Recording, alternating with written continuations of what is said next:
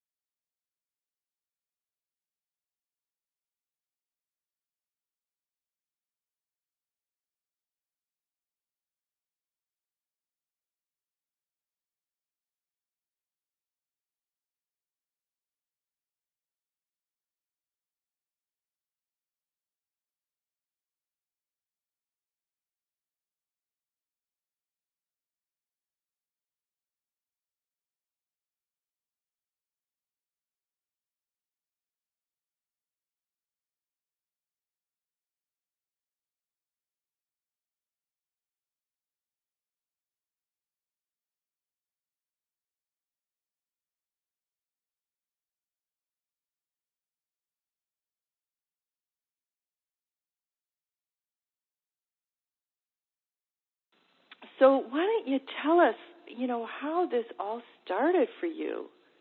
Yeah. All right. Well, back in the day, I was in a bad marriage, and I was looking for help, and I went to a psychic.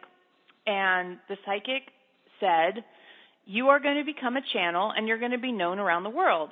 And I said, I just showed up for marriage help, not for you'll be known around the world. Who wants that? I want, to try to fix this marriage if I could, which turned out it wasn't fixable. So that happened, and I just sort of parked that information in the back of my brain and went, whatever. I had a lot of life stuff I was trying to manage, so the idea of taking on a life's work at that time seemed completely ridiculous to me.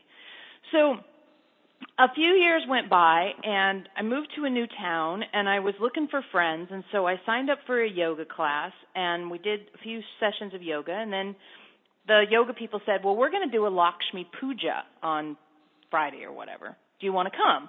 And I was like, I don't even know what that is, but I'm showing up because I want friends, and this is what you people do. I'm showing up for that. So we did this Lakshmi Puja, which if the listeners like me didn't know what that was, it's a chant. And I believe it's in Sanskrit. Basically, it kind of sounds very monotonous and la, ya, wa, ya, ya, that kind of a thing. And it went on for a while. So by the time we got done with that, it was like a half an hour, I was in such an altered state that when we sat down in a circle, there were about 5 of us there. And again, I didn't know any of these people well, and most of them I didn't know at all. This voice just came out of my mouth. And it gave a message to the lady sitting across from me, who I don't even know who that is. I didn't know her then. I don't know her now. And it was super impactful for her. And it lasted, I don't know, 20, 30, 50 seconds, something in that range, not long. And I immediately just burst into tears because I knew what had happened. I was very familiar with channeling, but I just felt so conspicuous. I didn't like people looking at me, and I didn't like people wondering stuff about me. And I just was like, I'm never having that happen again, period. So a few years goes by, 2 years, I'm not sure exactly the time frame. It wasn't long, but it certainly was longer than most people think I should have waited. When I tell this story, they're like, what, you waited?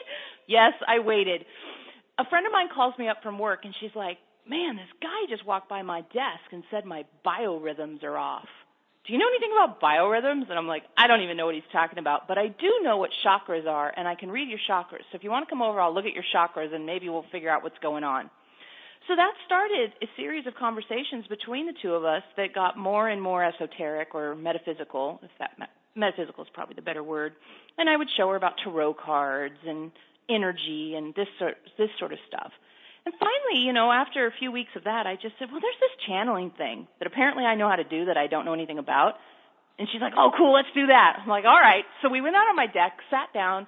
I closed my eyes, and I said, I have no idea how to do this, but I'm ready to do it. And Elohim's voice came out of my mouth again and gave her a message about something I knew nothing about, such a situation going on in her family that I didn't even know.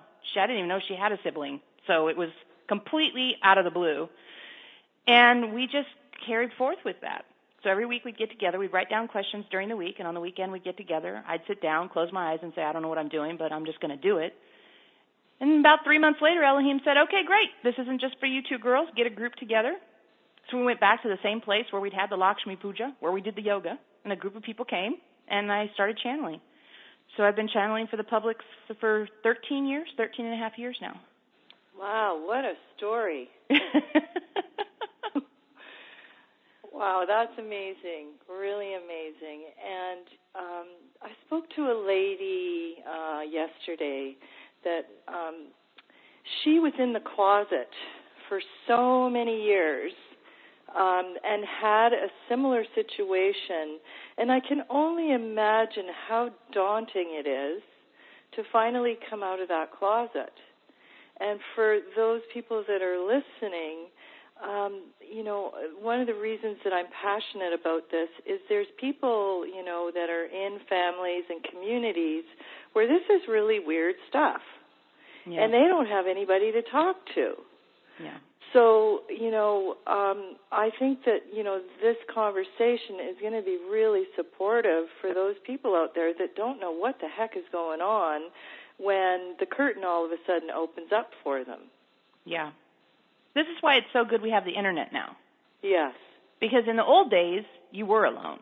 Nowadays, you get on the internet, and if you don't have any place else to go, you come to my Facebook group, Connect with Elohim, and we'll talk to you about what's going on with you. Right. But yeah, nobody has to be alone if you have an internet. And in the old days, they ended up in an insane asylum.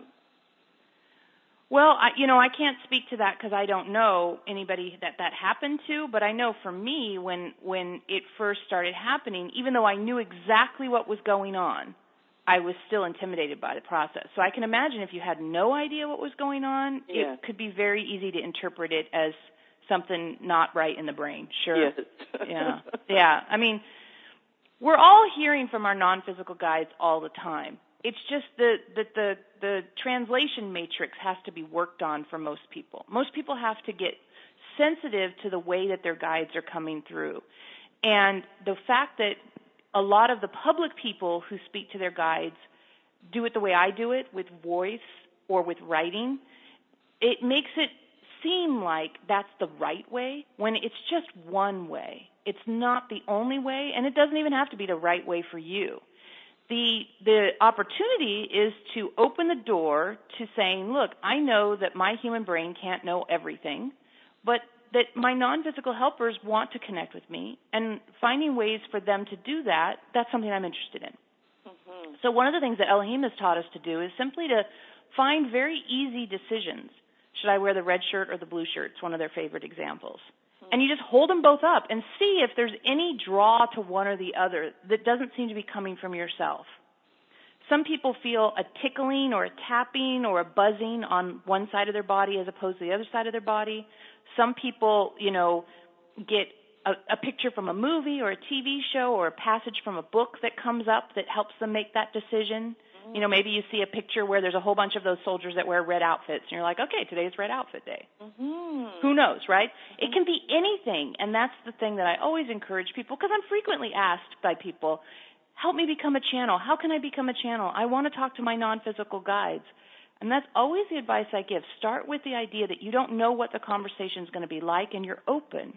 And then make small, easy decisions based on asking for input, because many people wait until they're in some big crisis to imagine that they need to connect with their non-physical helpers, and that's not the place to start. That's such a good point, because we do forget that we're always connected. It's like you mentioned the Internet earlier. Mm-hmm. Well, there's another Internet that's even bigger, isn't there? Eloheim calls it the galactic Internet. That's a great way to think of it. Yeah. And I can only, when I think about, the galactic Internet, I can only hold the depth of that concept for a little while, and then my humanness kicks in. Mm-hmm. Because, as humans, most of us that aren't, have the little cape tied around our neck like you do, most of us are, in this unconscious state, kind of behind the veil of connecting and knowing that galactic Internet is constantly turned on. Yeah. Can you sort of speak around that, or maybe we'll bring that forward with Eloheim, but you've had so much experience in this realm, Veronica. What would you like to say about that? Yeah, it really, for me, it comes down to a person making the decision, yes, I believe there are non-physical helpers. And I use non-physical helpers as a catch-all for what some people call angels, what some people call soul, what some people call higher self, what some people call guides. Pick the terminology that works for you. Mm-hmm. For me and Eloheim, we say soul. And so that's the infinite and immortal part of you, of which a very, very, very, very small section is currently being human. And your soul is doing lots and lots of other things simultaneously because it's awesome like that. So there's lots of your own soul ready for you to access it. And the work we do with Eloheim, that's one of the major purposes of the work that we're doing, is getting out of the habitual preconceived notion, survival-based way that we have typically lived on Earth as humans, and finding the path, which Eloheim lays out step by step, to experiencing what they call Homo spiritus, the embodied, the ensouled version of your body, that you walk in this world connected to your soul's wisdom. Not your soul comes in and takes you over. Mm-hmm. That your soul is you, and that you are reaching into connection with yourself, but the more that you know. It's like when you go to college, you start off, you don't know calculus. So when you learn calculus, did the calculus knowing version of you take you over? No, you opened into knowing calculus, learning calculus. Same thing. You open into knowing your connection with your soul and learning it. Now here's the thing. Because we're here on earth with amnesia to our greater selves, to our larger selves, not better selves, just greater selves, bigger selves, we sometimes imagine that part of us knows how to do earth better. and if it would just come take over, all my problems would go away, sort of thing. And that's not true. You're here on Earth with a body in a life because that's exactly what you as a soul decided would give you the opportunities for the growth and exploration you desired. And so when you connect into your soul, it's not for your soul to come in and do it better. It's for you to do it as yourself, new and different. My favorite example of this is one time I was driving the car, and it was a slow situation. It wasn't a dangerous situation. And I brought Elohim in so they could see what it's like to drive the car. They promptly started staring at the flowers out the side window. And I was like, okay, get out. You can't look to the side when you're driving a car, not permanently at least. And so I was like, right there, it proved it to me. Just because Elohim knows what Elohim knows doesn't mean they're better at Earth than me. It's my job to be the leader about the Earth life because I'm the one who knows more about it than they do. They know different things than I do, but they don't know better things than I do. Mm-hmm. So together, we're better.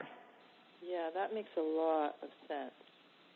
And one of the things that you just said, I think, because we don't remember who we really are in the bigger picture, we tend to think that our soul can do humanness better, and then we get this idea that the soul is different than us. But what I'm hearing you say is it's learning to expand into a new awareness of itself through its humanness, and it needs this body, this lifetime in order to do that. Correct?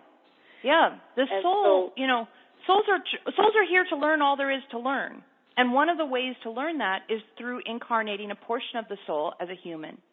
And then what we have the opportunity to do in this lifetime, because of the energetics that we're in now, is to bring in even more of our soul awareness. So it's not we're human and then we die and then the soul kind of gets the download. It's that we can collaborate while still in the body. Woo, it makes me happy. Really? Mm-hmm. And I understand that because you see that we are in a special energy now on the planet. Mm-hmm. And can you speak to that? Because there's a lot going on, and some of us that there's a lot of people having paradigm shifts now that are upgrading to this new energy, and it'd be really nice to know a little bit more about what's coming. Yeah. Well, for the work that I'm doing with Elohim, I always feel like questions like that can be answered almost in an infinite number of ways, right? Because everybody's doing their life a bit different than everybody else, which is that's what makes us all unique, which is perfect.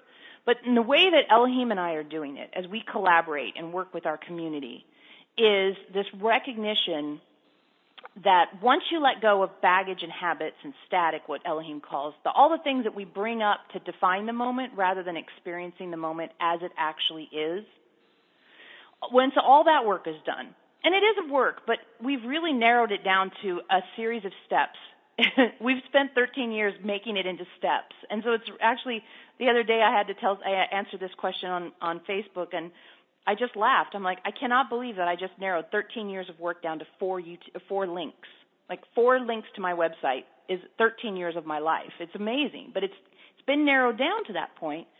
And then the explosion that we're in right now energetically is the fact that because we're not running around as a triggered, embittered, habitually driven being, you can open up to what the real experience of being a human on Earth is for us. And that no one, I wouldn't say no one, but certainly no one in any big groups has experienced the potential of this place, which Elohim calls it's all me, which is not exactly oneness. It's a different sort of notion in that earlier we talked about how your soul's busy doing other things, not just being a human being. Well, one of the things your soul's doing is it's showing up as every single physical object you can see right now. Every single physical object that surrounds you is actually your soul presenting itself in a way that you can have a physical interaction with yourself, your grander self. And so that's what we're exploring. That's the cutting edge we're at right now in our work, is to be, what does that mean? What does it mean that every physical object is actually my soul showing itself so that I have a physical interaction, and what can I learn when I start to see the world that way? Yes, and I totally get that, and I love that perspective because, my life has had a lot. I feel sometimes like I've been working through 200 lifetimes in this lifetime. And one of the things that I learned at a very early age to ask myself is, what is it that my soul is wanting to learn by having this adventure with fill in the blank? Yeah. And that takes me out of the personality of taking it personal and all that other stuff. And, so I love that we're having this conversation. And what comes up for me as well when you were talking about that is, in the mystery school teachings, there's a saying in there that I just have always loved, and it's, as I live and move and have my being. So we're, in that expression, what you just said about everything that's in front of me, my soul has created on some level in order for me to be with that. I'm living and moving and having my being in my own experience that I'm creating. Mm-hmm. And so sometimes, and this, I want to bring this forward with Elohim, because sometimes what we end up creating is really, really tricky and really, really difficult. And it's hard to see through the light of what it is that might be waiting for us to discover. So on this note, do you have anything you want to say in closing as Veronica before we shift over to Elohim? I can't think of anything that they won't cover, so you may as well hear it straight from them. Okay, awesome. So we've got a nice, juicy 30 minutes here to settle into the energies. And I'm just going to be quiet until you're ready to bring Elohim forward for us. Okay, I just had to have a drink of water, so give me just a couple seconds here, and I'll bring them in. Oh, I better sit in a better chair. I just realized I was sitting on my exercise ball. I don't know if you have one of those, but I was sitting on the exercise ball looking out the window as we were talking, and I just realized that, oh, God, if I bring Elohim in while I'm sitting on the exercise ball, you're going to only have 20 minutes of them talking about sitting on the exercise ball, or they're going to fall off. So I'm going to get a real chair. Ah, look at that. I have a real chair. They will understand this much more. Okay, hang on just a second now. I'll get them. Okay. But now, of course, they're telling us, later you'll let us sit on the exercise ball, right? Later we'll do it when you're not on the phone? Yes, Elohim, we'll sit on the exercise ball later. Yes, hang on just a second. Okay. You're going to hear about it anyway. Sorry, I wasn't thinking ahead on the exercise ball choice. There's that playfulness coming through. Okay, seriously now, let me get them. Hang on just a second. Hello. Hello. We did want to sit on the exercise ball, but we probably would have fallen off. So it is good that we're going to do it later when we can plan for the falling off part, because it's probably going to happen. Hello. Hello. Welcome to this call and all the beautiful people that are going to be tuning into this. Thank you so much for all that you do for us. And I've got some questions here that are just sitting in front of me here, and I'm going to start with one. Sure. What is the purpose for us to discover our own purpose? What is the purpose for us to discover our own purpose? Like, why are we here? Is that what you mean? Yeah, well, our soul, it's not a very clear question. Our soul is here in an incarnation. Yeah. And there's a purpose to the specifics of that. What is the purpose of all that? Okay. So, in the beginning, there was one, and the one wished to know itself. So the one divided into a countless number of what we refer to as souls. And then the souls were set about the job of going out and having every experience that could be experienced. And in the end, all the souls will reunite and share what they have learned. And then it'll birth into a new form of existence that we can't even imagine what that will be like. It's a ways away. But where the step we're on now is that each of you as souls has chosen to have a portion of your soul incarnate as a human being at this time, right now, in order to have experiences that can be had now. If you imagine all your other incarnations on Earth, no internet, as you guys were talking about earlier, right? Maybe no space shuttle, maybe no cars. Who knows how long it's been since you've been to Earth? So there's very unique opportunities that are available only in this right now moment. And that's the purpose for being here, is to have those opportunities experienced. Now, we can just hear in the back of someone's brain, but why do bad things happen then? Why do we have to experience bad things? And the opportunity here is to really evaluate that word bad. Because many people, as in almost everybody all the time, imagines that they know what would be good and they know what is bad. And we would just say, you know the experience. And in each experience, you're choosing. We love to say to you guys, you're choosers, choose. In each experience, you're choosing your reaction to it. And through the choice of your reaction to each experience, you create your reality. So even if something heavy, let's call it, rather than bad, happens, difficult, challenging, even in those experiences, you still get to choose how you're going to react to them. That's the free will zone. That's the point of this solar system, is to experience density and duality in a free will zone.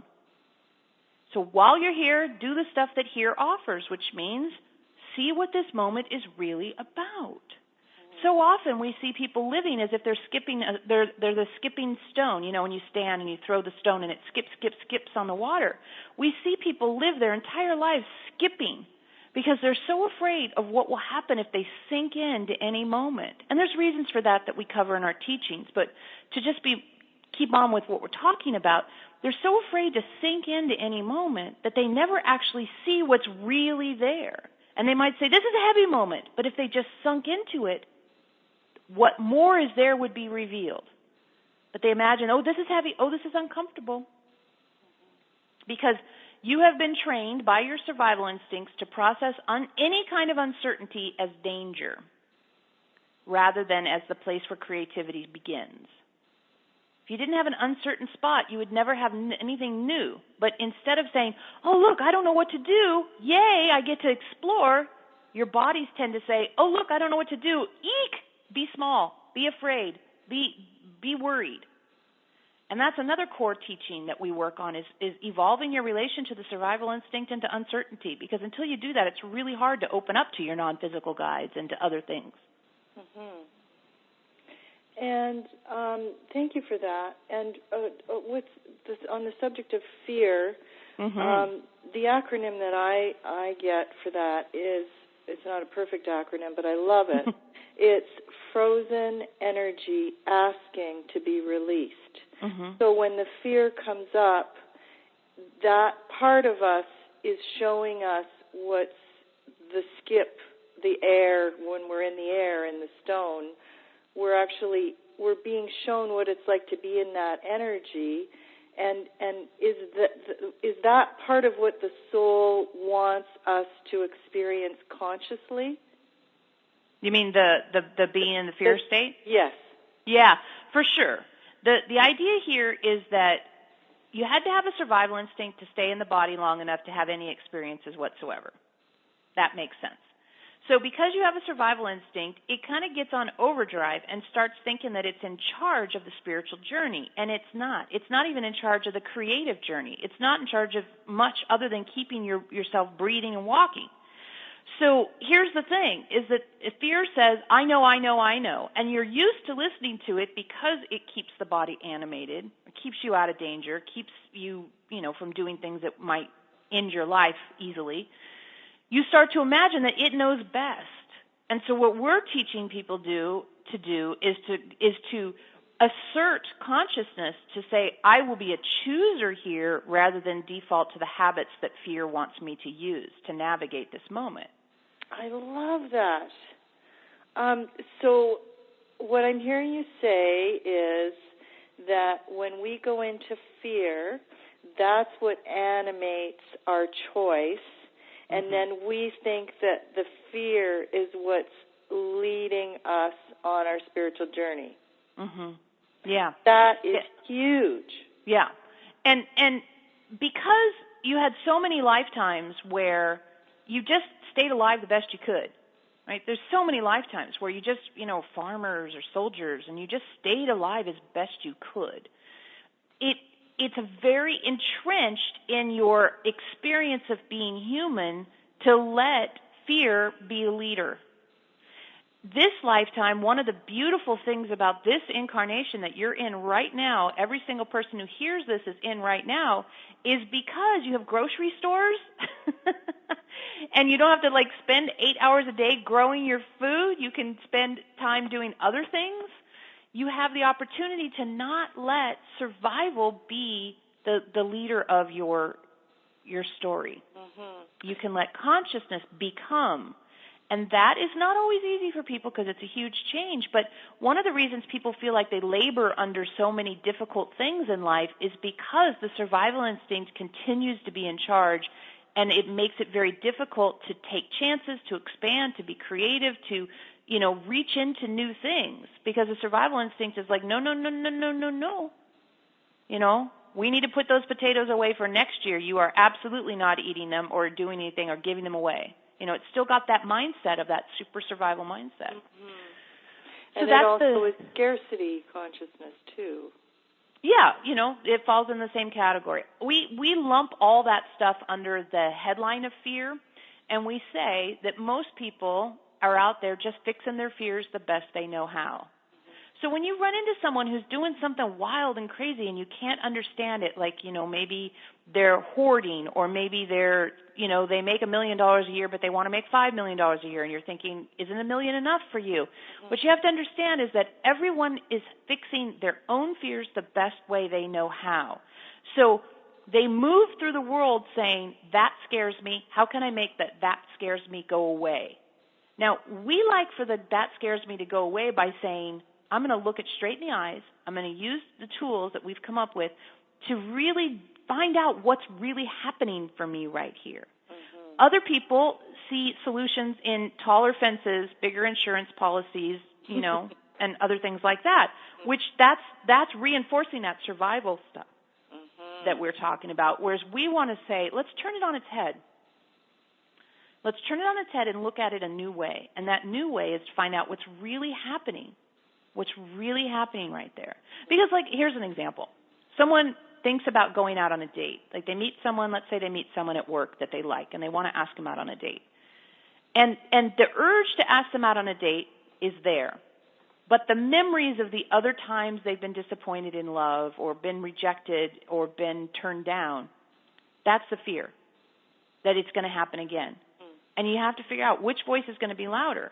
Well, if you listen to fear, it's going to give you every single reason it can think of why you should not do it, right? But if you say, how about in this moment I just act on this impulse and come to the current version of me before I do that. That's what we love to teach people. Come to the current version of you so that you're not asking that girl out as a 16-year-old kid who's really nervous. You're asking that girl out as a 36-year-old guy who says, she might say no, but I want to know what she's going to say. That's more important to me. Thank you for that.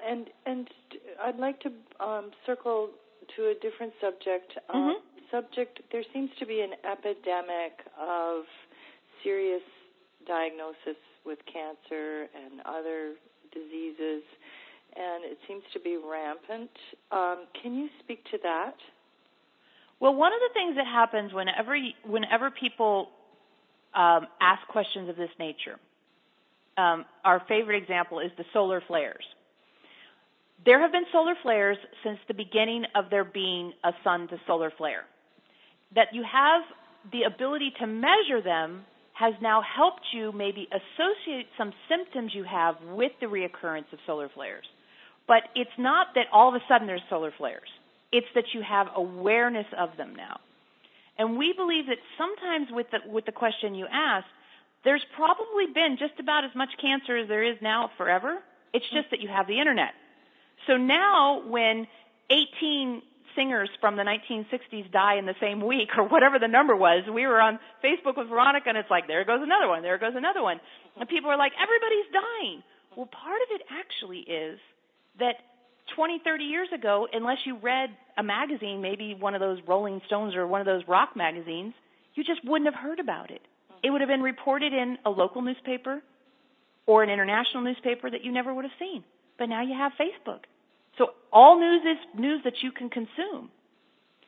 So we would wonder, and we're not saying you're wrong and we're right. We're just wondering if this is not just awareness rather than epidemic. And what can a person do to support their journey through a serious illness diagnosis? Yeah. Well, usually by the time the body responds in that way, it's been asking for attention for some time. So the first thing to do is, for anybody who's not facing a diagnosis, is to really start experiencing the moment more often and listening to the messages you're getting, whether it's from your non-physical guides or your body. Now, of course, we can help people with that. But taking that as a first line, everybody who's not sick, listen. If you know you're supposed to get more sleep, if you know you're supposed to eat differently, if you know you're supposed to quit drinking whatever or adding in whatever to drink, act on those things. Right? If you're facing a diagnosis that's difficult, it's really important to, and this is hard. We understand this is hard, but it is important to find what the non-victim stance is in it. Because you're going to be tempted to feel very strongly that you're a victim of the situation. And you're not. There's no such thing as victim in this. There's unconscious and conscious creating, which in our world that would be letting habit run your life or choosing your reactions to experiences. So someone gets a cancer diagnosis, it's very easy to say, why is this happening to me? And we say, let's ask, why is this happening for you? Now, some people will say, it can't be happening for me. And we say, okay, then this lifetime is going to be entrenched in you exploring victimhood or perceived victimhood. And that's what you're choosing to do.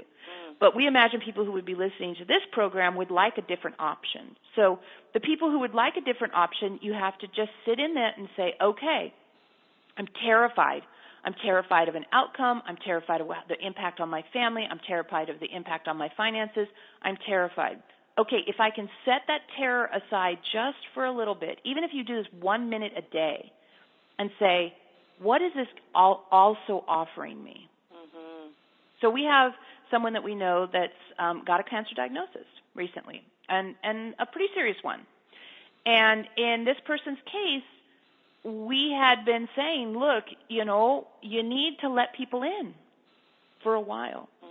And the cancer diagnosis, the person decided, you know what, I'm going to let people in. And now this person's life is so full with friends coming over and visitors and connections. The other day, Veronica reached out on Facebook, and the person responded a few days later saying, I don't even look at my phone anymore. I have so many people coming to see me that I don't have time to look at my phone.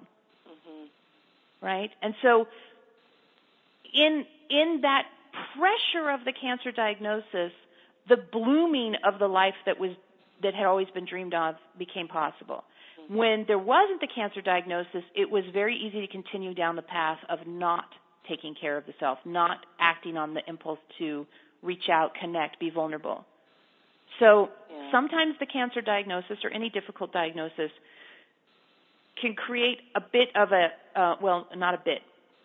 can generate a huge amount of focus on what really matters. And that can be extraordinarily wonderful. All the while you're having difficulty, Thank you for because that. You're sick. Yeah. Yes. And so we understand. We have total compassion for the fact that it is hard to be sick. Okay. And, not but. Yes, and. Definitely. We've got to use and in that moment. Exactly. And we understand it's hard. Yes. But that's what you get, right? Yeah. That's Thank where you are. For that.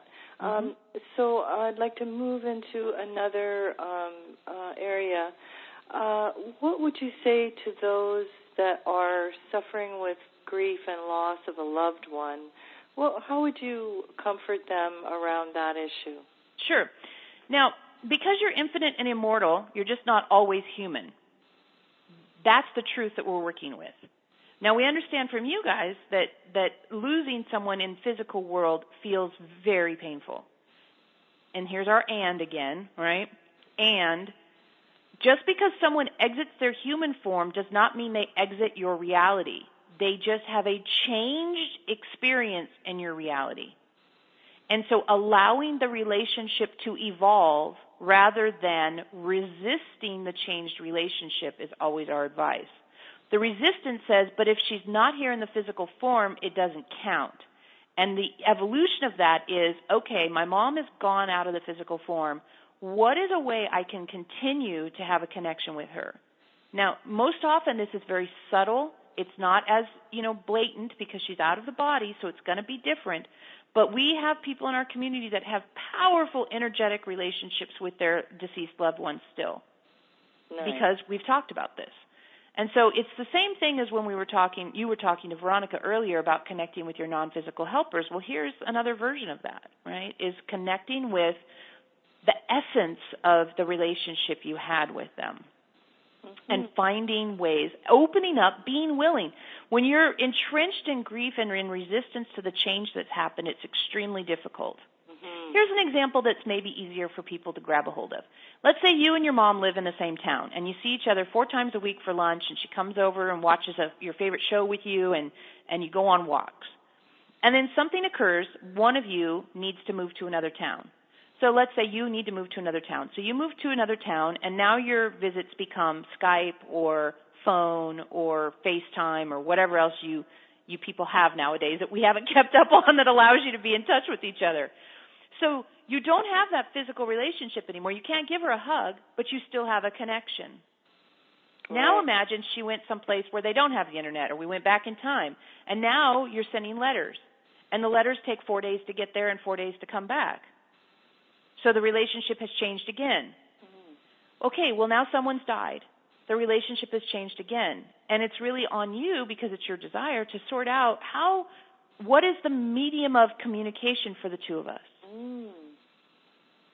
I love that. Yeah. Thank you. Mm-hmm. On a sort of sideways caveat to that, do we come into this incarnation with a soul group that we continue to play with and have adventures with in each lifetime? Yes, we believe this is true. It's true from our experience that most of the time, the folks that you have connection with in this lifetime are folks that you've had a variety of connections with in other lifetimes. So sometimes it's the obvious one. This time you're brother and sister, next time you're sister and sister, or next time you're father and son, right? That kind of family sort of switching around of the different relationships. Mm-hmm. But other times it just can be, someone who you consider a close friend next time is a relative, or next time is a boss, or next time is an next door neighbor, right? We see that you guys like to do this, and we get it, because if you talk about infinity, it's a big number. And if you talk about there's all kinds of things to do, that's a lot of options. So if you get into a group of souls and you guys all kind of have a similar way of experiencing something, it makes sense to switch around the characters so that you get the full picture. Mm-hmm. Yeah, we've definitely seen that be true. And on an astrological level... Oh, boy, are you going to ask us about astrology? Well, we don't know anything about astrology. Well, okay, I'll skip that one. Yeah, you better skip that one, because we won't have anything to say. Yeah, okay. So another subject that comes up for me of discussion is the subject of money. Mm-hmm. And how that triggers our survival instincts. Mm-hmm. What can folks do that are really struggling with that one? Sure. Well, we wrote a book about it, so we have lots of our thoughts in a book that you can get on the website or on Amazon. But in general, one of the major things we love to help people with is to start to really understand what your assumptions are about money, and then get connected to the reality that money is simply a medium of exchange. And the stories you tell about money just create more what we call baggage and static around the issue. So if you can get back to the point where money is just a medium of exchange, then see what comes up for you. Like one of the questions in the book was about, something about, I think rich people are XYZ. And it's like, okay, great. So you are putting some assumptions into an already commonly difficult relationship with money. It seems to be very common that people have difficulty with money. And it's tied really tightly into the survival instinct, which is one of the main reasons. But that corrected relationship or understanding your relationship to it, we have this tool. We haven't talked much about the tools during this call, but we have dozens and dozens of tools that we've created to help people shift the energy that they find themselves experiencing. So one of the things that we found that people have about money is what we said. They have a lot of ideas and assumptions about it. So our suggestion is to take, we're in America, so we have dollars. Most commonly. So take a 20 or a 50 or a 100, whatever feels like an amount you wouldn't want to lose, and put it someplace in your house that you have to deal with a lot. So on the kitchen counter or on the bathroom sink, someplace that you interact with, maybe the keyboard of your computer. And every time you walk past, have to move it in order to make dinner, have to move it in order to wash your face, ask yourself, what am I feeling about it? What am I thinking about it? And what this does is it really gives you the opportunity to catch all the assumptions you have, and those assumptions are most often blocks to more money coming into your life. I mean, Veronica has a friend who flat out will say, I hate money. Okay, he hates money, and then he wonders why he doesn't have money. It's not a hard thing in our book. He doesn't hate money. He hates something that he has assumed money means. Okay, and then if we work to find out what that assumption is, then we can work on that assumption rather than have him hate money. Because after all, past air and water, money's pretty much one of the most common things on your planet. At any time, if we walk out, we're not in a third world country, so we understand this may not be true everywhere on the planet, but it's pretty true that at any moment, any person we walk up to would have some money in their pocket or have access to money in some way. It's extremely common. And when things are extremely common, they tend to get these big assumptions around them. And you don't want to be the one having assumptions. You want to know what your relationship to money is, and not in what sometimes we call woo-woo, right? Not, it's an infinite abundance reflected in paper or something like that. No, my mom used to be cheap, and so I'm cheap, and I don't like being cheap because I'm not my mom. That's what I need to work on, right? That way. Get it down to someplace we can work. Because, what we always say is that if we don't give you actionable things, we don't feel like we did our job. So we want to be actionable here. That's a really good point to recognize what your assumptions are around money. Thank you. Oof, it's huge. It is. Right? It's huge. It's very huge. Now, we started out our time with you, Elohim, about the purpose, the subject of purpose and the mission. And I want to just read this question here and see where we go with it. We've got about 9 minutes left. So what I've written here, if we know our soul's mission in this lifetime, does our life get easier or harder? A lot of our listeners on this call have been doing their work for decades and know their mission, yet they still feel blocked. Can you speak on this? Sure. So your soul's mission is to learn and grow and explore, be fascinated, be intrigued, be delighted. See what's going on and see what more there is to know about it. Like us. We come in and we talk to you, but we talked about the exercise ball first because now we know there's an exercise ball. And now we want to sit on it because it's there to be sat on, and we want to do it too. Right? So it really isn't as heavy and serious as some people make it. Like, why am I here? You are here in our language to be a chooser, to bring as much of the awareness you have of your soul's wisdom, energy, and experience into the physical form and see if finally in 2016 and beyond you can actually be living on planet Earth the way it was designed for you to live. You were not designed to show up, get born, and survive long enough to retire. That was not it. You were designed to come here and explore a free will zone. And it got sort of corrupted, and we don't mean that in a negative way. It got corrupted by the necessity for a survival instinct to keep you on the planet long enough for you to actually grow up. And then the survival instinct, because of the industrial and technological revolution, the mind got elevated as if it was the wisest part of you, and it's not. Your awareness is the wisest part of you. And so what we're trying to do is help people now that they do have free time to use that free time in new ways, which means allowing your awareness to rise up in you more. And that awareness is what we mean is, connection to your infinite nature, to rise up in you more so that you look out the window and instead of seeing the lawn that needs to be mowed, you see the magnificence of the opportunity in front of you. So what I'm hearing you say is that we are learning how to let go. With the lawn example, if I look out at the lawn and it needs to be cut, and I go into this story about how much work I've got for today, instead I let go of that story and I look beneath it and see the beauty of all the different shades of green out there. Yeah, and here's another way. The language we're using is, don't resist the moment. So if we look out the window and you notice, wow, the lawn has really grown, instead of, oh, God, I need to cut the yard. Like, wow, the lawn has really grown. Whoa, check it out. It's really cool. I'm going to go out and mow the lawn, but I'm going to explore it as I mow it, not just suck it up and get through it because, oh, God, it's another chore to do. Right. Right? You want to be present and non-resistant to every moment. So then that brings us back to the choice moment, right? What am I choosing? What story am I choosing to go to? Exactly, because if you choose to see the mowing the lawn as an opportunity to be outside and be with nature and feel the grass under your feet and, all that stuff, isn't that a different moment to create from than, oh, here I go mowing the lawn, I'd rather be watching TV, I can't believe I have to do this. Mm-hmm.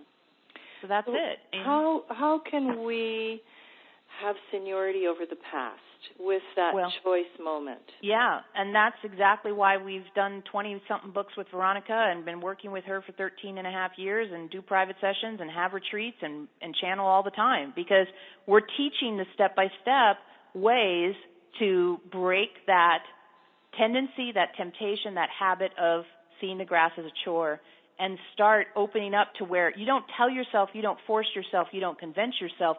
You, what we call, wake up in the morning knowing that grass is your playground.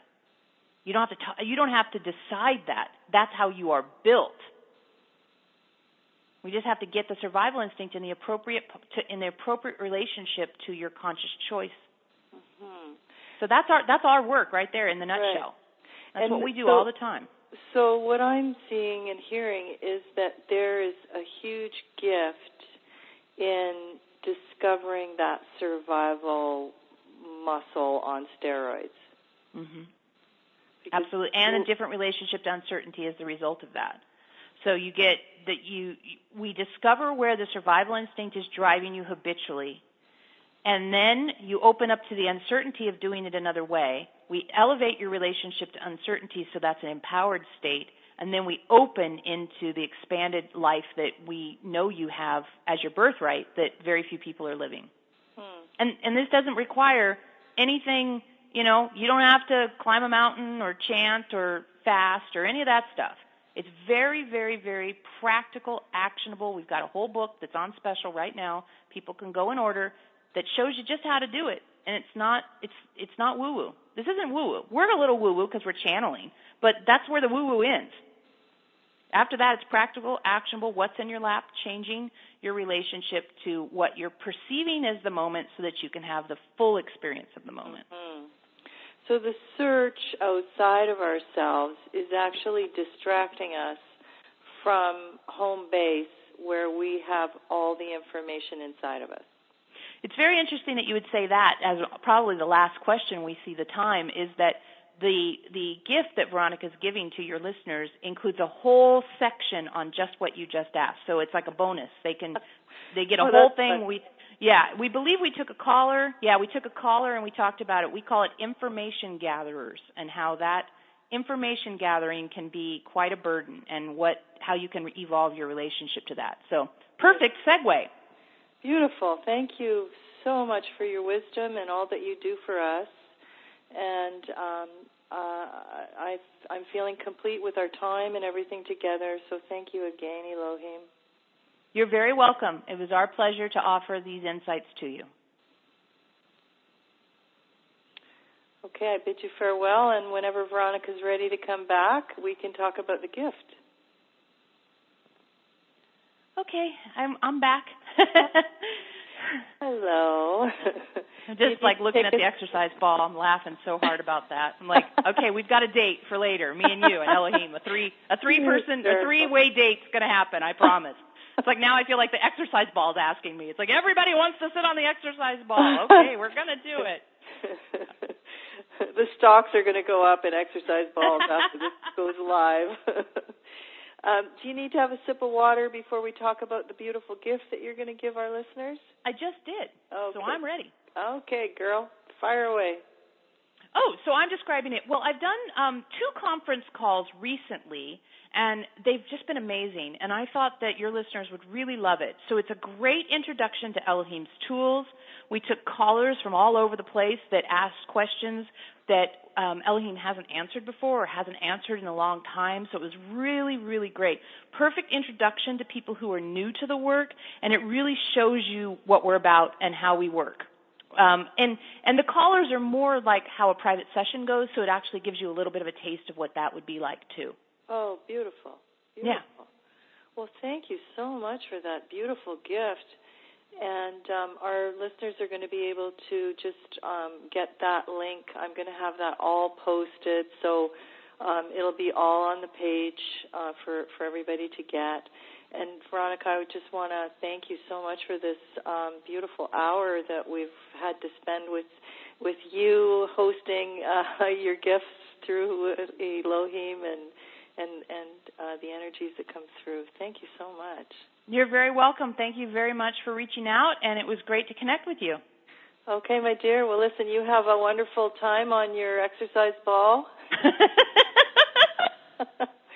And I will bid you farewell on that wonderful note. Bye-bye.